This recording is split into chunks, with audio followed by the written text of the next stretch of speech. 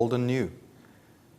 One of the most atrocious human beings ever to be on this planet, Joseph de Maistre, in his St. Petersburg's dialogues, has this to say: all grandeur, power, all subordination to authority rests on the executioner. He is the horror and the bond of human association. Remove this incomprehensible agent from the world, and at that very moment, order gives way to chaos, thrones topple, and society disappears. Lust for the spilling of human blood is a touchstone of the synarchist mindset. Take the 19th century Spanish Catholic counter-revolutionary ideologue Juan Donoso Cortés, who argued that human sacrifice is the most universal of all human institutions. I say, gentlemen, that dictatorship in certain circumstances, such as those in which we find ourselves, for example, is a legitimate form of government. Dictatorship, indeed, is part of the divine order. The meanest reptile, which I would trample under my feet, would seem less despicable to me than man. The point of faith which most oppresses and weighs upon my reason is that of the nobility and dignity of the human species.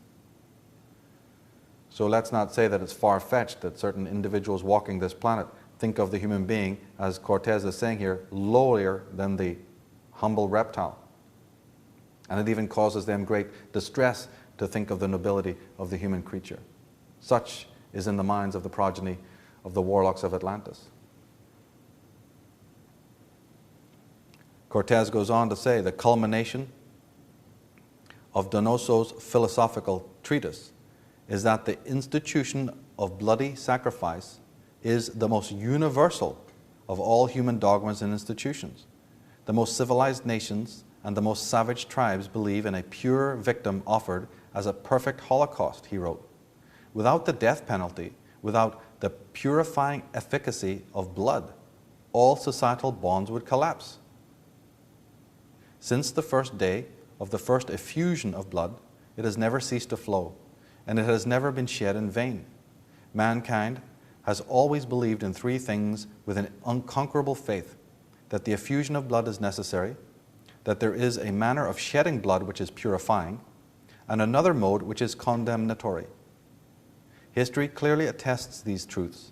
It presents to us the narrative of cruel acts, of bloody conquests, of the overflow and destruction of famous cities, of atrocious murders committed, of pure victims offered on blood-stained altars, of brothers warring against brothers, of the rich oppressing the poor, and fathers tyrannizing over their children, until the earth appears to us like an immense sea of blood, which neither the piercing breath of the winds can dry up, nor the scorching rays of the sun can absorb.